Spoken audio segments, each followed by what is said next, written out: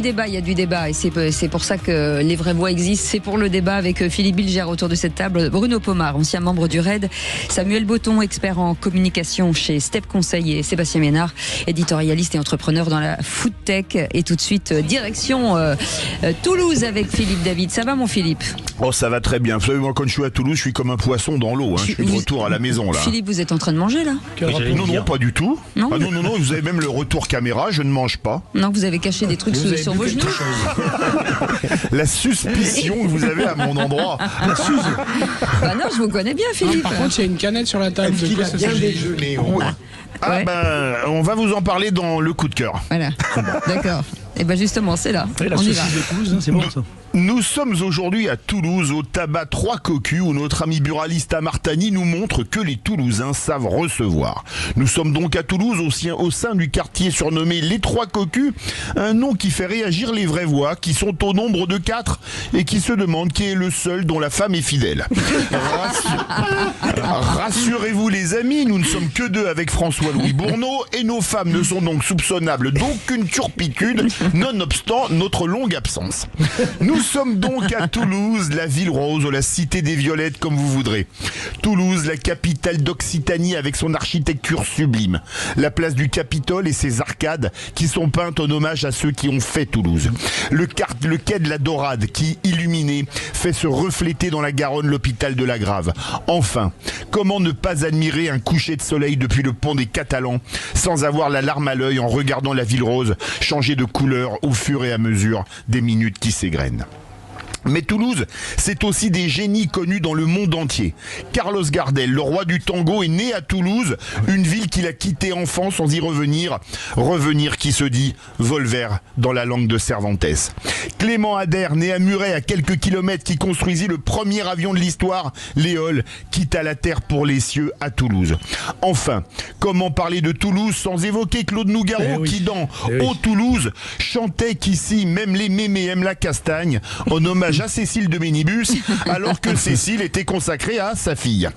Mais Toulouse... Et je ne suis pas une mémé. Pour une fois, c'est moi qui vous tacle.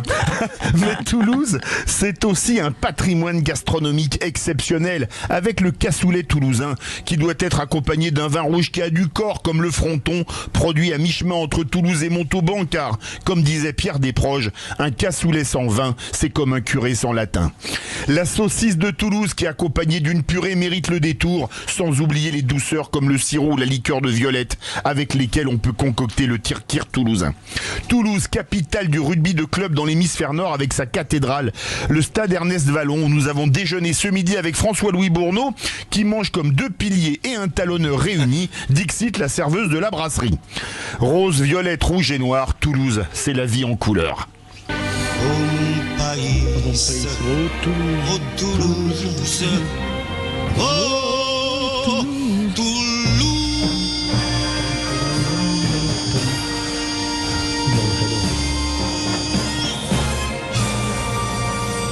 Alors je pense que Amartani, notre hôte, est d'accord avec la description de Toulouse. Et Toulouse ne veut pas dire perdre en anglais. Oui, Amar. Je te remercie Philippe Pierre pour cette belle présentation. J'aurais pas fait mieux, peu de Toulousains auraient fait mieux. Tu sais très bien qu'on est chauvin, qu'on aime manger, et t'as tout cité dans ton petit discours. Super. Oui, mais contrairement à ce que disait Cécile, je ne mange pas. Allez, je dévore. Merci Philippe, on vous retrouve tout à l'heure et tout de suite seul contre tous. Les vraies voix Sud Radio, seul contre tous. Et on va commencer par Bruno Pomar. Malheureusement, on aura le temps d'en faire qu'un. Bruno Pomar, si vous voulez, ou Philippe David et Philippe Bilger. Allez-y. Allez, Bruno. Parce que je pense qu'ils ne seront pas d'accord avec moi. Non, je parle de l'affaire Kessassi, ce jeune qu'on connaît malheureusement, Marseillais, dont les 2 frères ont été assassinés.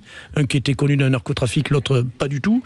Et pour lequel on est obligé, au nom de la démocratie, au nom de la protection, d'assurer sa sécurité. Alors il faut savoir qu'il y a un nombre de policiers qui sont dévolus 24 heures sur 24 à ce jeune homme pour faire une campagne politique. politique, puisqu'il est inscrit dans la liste Europe Écologie Les Verts, et ça coûte. Donc est-ce que cette liberté vaut un tel prix? Parce qu'à un moment donné, je pense que, compte tenu des problématiques de sécurité qu'on rencontre dans ce pays, surtout à travers le narcotrafic que nous connaissons tous, et la DZ Mafia, quand je vois il y a quelques jours ce jeune en train de se trimballer dans un marché à distribuer des tracts avec des policiers du SDLP et du service de la protection des personnalités avec des fusils d'assaut, ça m'inquiète. J'ai l'impression d'avoir vu une scène du centre de Colombie en pleine élection. Je trouve ça totalement aberrant. Moi, je pense que ce garçon devrait se mettre en recul, totalement en recul, et pas au nom de la démocratie de dire il faut qu'il soit là, coûte que coûte. Non, on devrait le mettre comme on fait avec les repentis en Italie, le faire partir à l'étranger, lui donner des moyens et libérer nos forces de l'ordre qui sont, il faut le savoir, mobilisées 24 heures sur 24 pour sa protection. C'est une aberration totale. Ça peut pas durer. Philippe Bilger. Moi, je crois l'inverse, mais je respecte totalement votre point de vue, Bruno, et c'est un spécialiste qui parle. Mais entre... sur un plateau de la balance, vous avez l'extrémisme civique, la volonté de participer de ce jeune homme à la vie municipale, et le passé qu'il a eu rend d'autant plus remarquable cette volonté d'implication. Et de l'autre côté, vous avez ce que vous dites très bien, la charge de la police.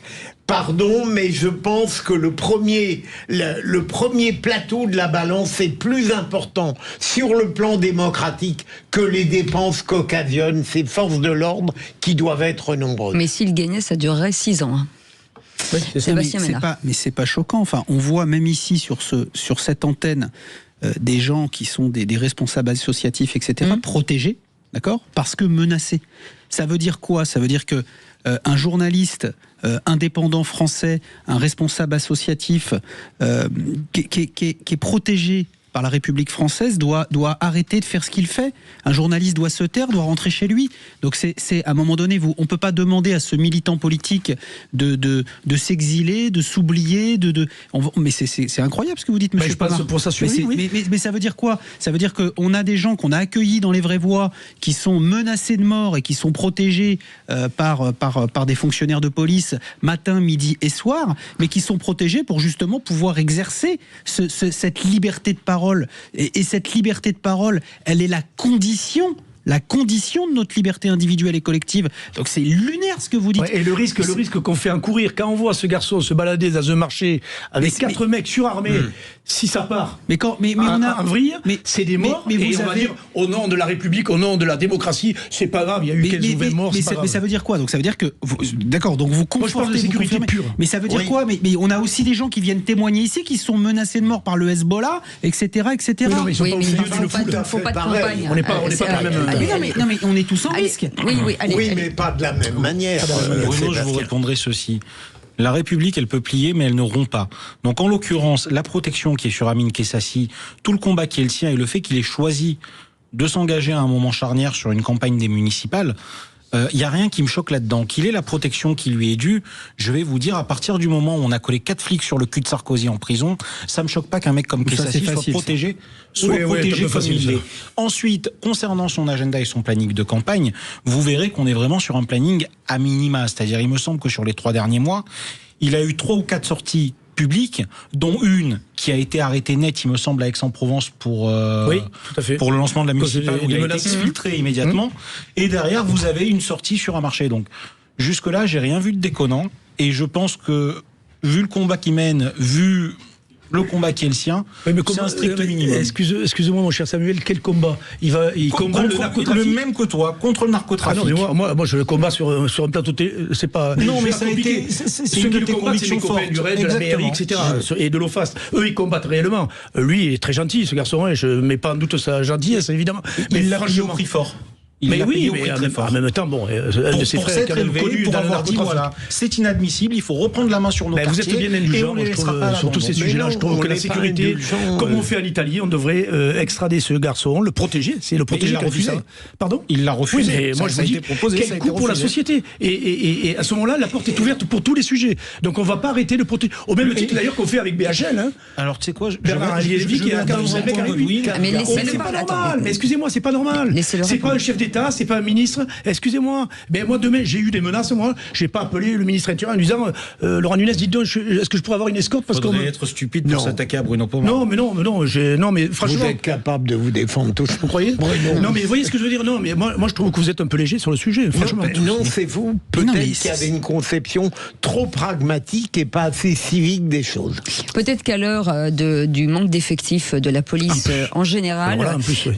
Il faut raison garder peut-être sur certains sujets. C'est peut-être ça aussi la position de Bruno. Elle doit être majoritairement partagée. Ah, mais ça, je dis pas que la position de Monsieur Pomar n'est pas partagée. Je dis simplement qu'on vit dans un pays. Là, je rappelle quand même qu'on a souvent tendance un petit peu à faire du France bashing. La France est une grande démocratie. La France est un grand pays et la France doit être capable de protéger ses enfants, tous ses enfants. Voilà. Et accessoirement, ce monsieur qui est candidat aux élections municipales, et peu importe quelle que soit la liste, il incarne une certaine vision de la France, de l'engagement militant et associatif.